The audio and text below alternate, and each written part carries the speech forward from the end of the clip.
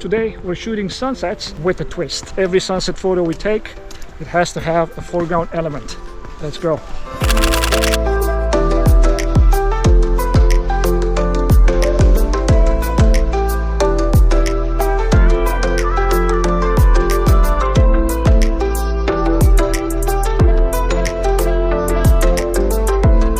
When you're shooting landscapes and the background is boring and there's nothing to show for, and it's a good idea to incorporate a foreground element in your photo to help get a better photo.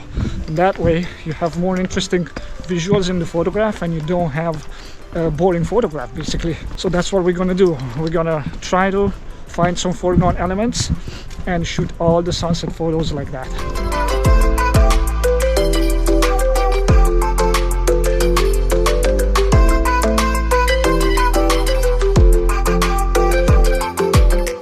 This is called Wreck Beach. It's a very beautiful beach here in Vancouver. It's a nudist beach actually, clothing optional, so in the summer you can come here and sunbathe in the nude if that's your thing. I'm gonna go scout a little bit this beach further up down the road, down the beach, to see what spots we can have to find some foreground elements that we can use for the sunset shots.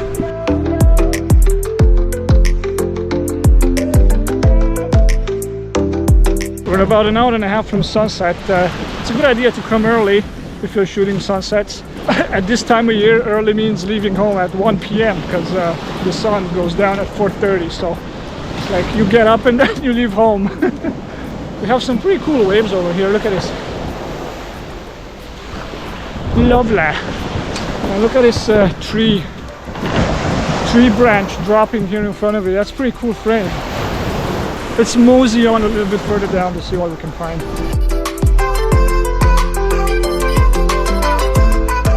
We can also get some cool shots of the waves flowing back into the ocean with a longer exposure. That would be the foreground, and then the background of course would be the sun with the clouds. We're pretty lucky because it rained 3 days non-stop here in Vancouver, and now it just cleared up.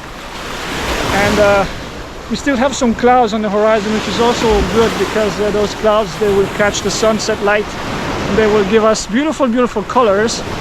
And that's like 50% of the photos, right? The colors. Because it's so bright outside, I put a neutral density filter on so I can shoot longer exposures. I have this boulder over here that I'm going to use as a foreground element. I'm starting to have some interesting sun rays through the clouds, if you can see that. Just beautiful.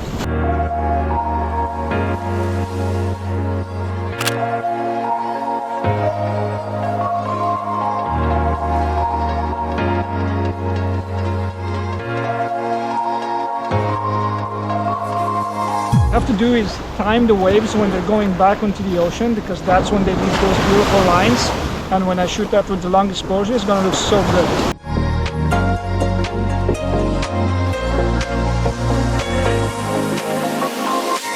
I'm all focused and I'm in manual focus right now, so the camera doesn't have to focus when the wave comes in. I'm just going to press on the shutter and it takes the photo.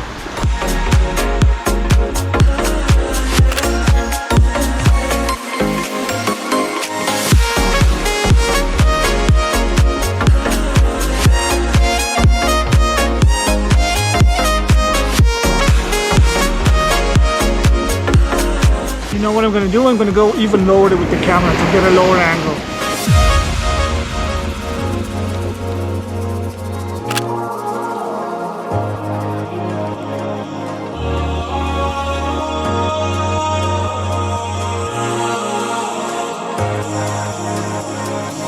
I like this log over here. Maybe we can place it on the bottom of the frame. Let's do that. For this, I'm going to have to be on the tripod, extended all the way, I think.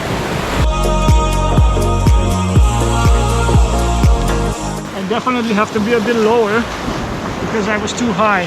Being too high, I could not see the sky and the sunset, so I have to get the camera a bit lower so I can catch the foreground and the background as well in one frame.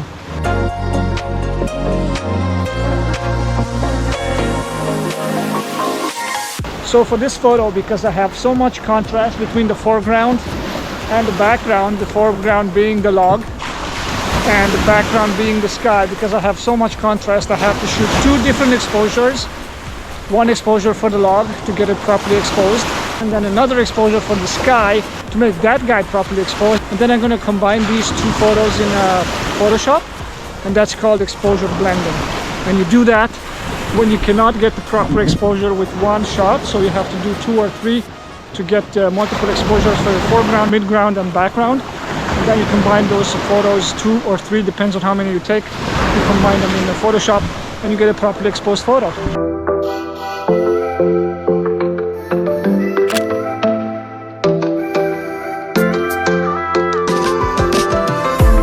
It's shaping up to be a beautiful sunset here. All right, let's go see what else we can find here in terms of foreground elements.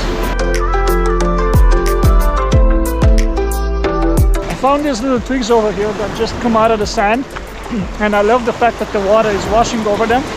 So I'm trying to get an exposure just with them with no background this time. And then I'm going to get the camera lower, that guy. And then I'm going to get the camera lower to get the twigs and the sunset behind me. The challenge is that the ground, the beach, is shaped going downwards. So I'm going to have to maybe dig a little hole to get the camera at the same level with the twigs and with the sunset.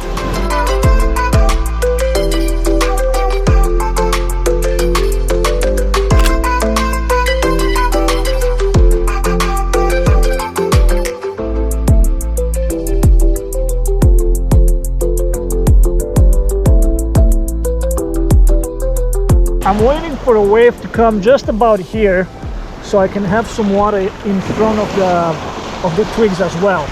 I am zoomed out completely at 17 millimeters right now, and in my frame those clouds just look fantastic.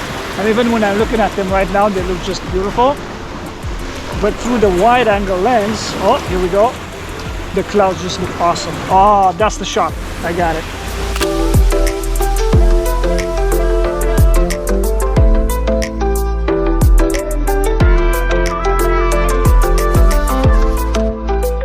Like these leaves here in front of the twigs, the yellow and the oranges and the rust color, and those colors, the yellow and the orange, in contrast with the blue of the sky, just beautiful. That sunset is going to be just amazing. I'm going to shoot my foreground element photos, but of course I'm going to shoot some sunset photos just as is because it's beautiful. Look at this water going down back into the ocean right here. It comes in and then goes back. Look at that. Beautiful.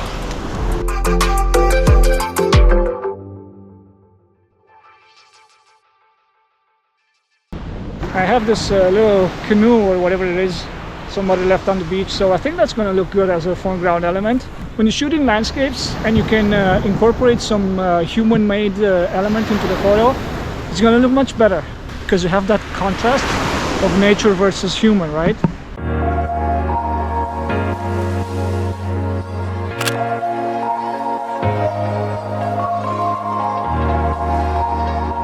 So again, for this frame I got 2 exposures, one for the boat over here and one for the sky, because there's so much contrast between the 2 shots. I had to get 2. I got rid of the ND filter and I put my polarizer on to darken that sky a little bit. If you want to know how the polarizer works, I made a video about that, how to use a CPL, a circular polarizer. I'm going to link it up here right now so you can check out the video if that interests you. Oh, look at that sunset behind me. Are you kidding me? Isn't that a beauty? The sun just breaks through the clouds there, and it sends some light rays on the surface of the ocean. Just fantastic.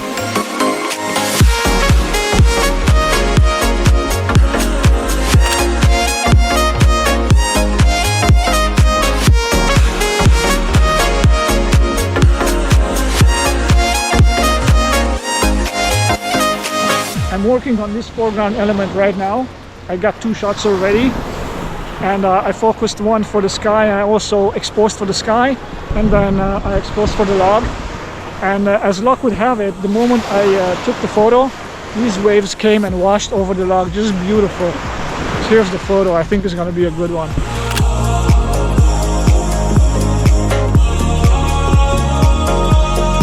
What else I'm going to do as well, you see how the waves just brush off on the beach here.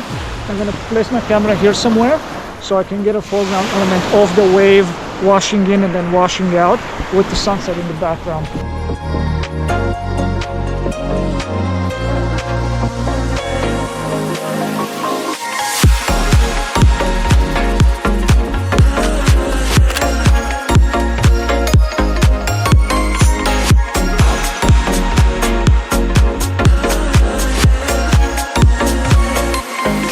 I'm gonna put the zoom lens on and get some juicy photos of that sunset. Look at that. Look at that.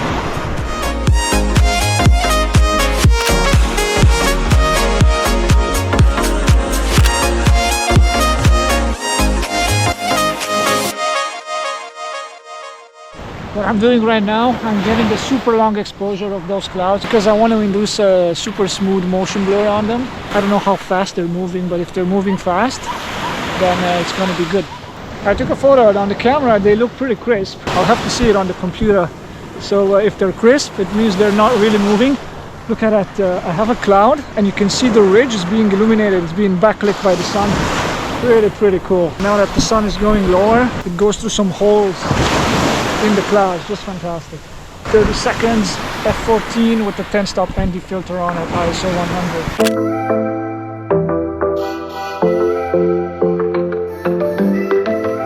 Beautiful colors everywhere you look. Look behind me over there. Look in front of me over here. And check out on that side also. There's patches of clouds that are being illuminated. Super nice.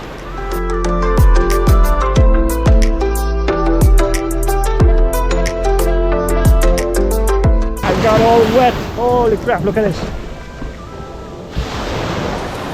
But look at that pink clouds, man. Fantastic.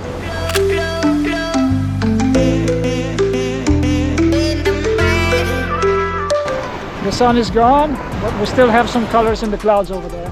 So as long as there's color, there's gonna be me on the beach shooting that color.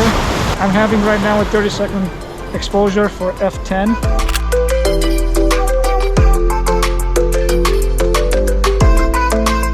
This is why you need partly cloudy sky. This is why you need it. Not overcast, not cloudy, not clear, partly cloudy. Because you get these, all these kind of colors and shapes.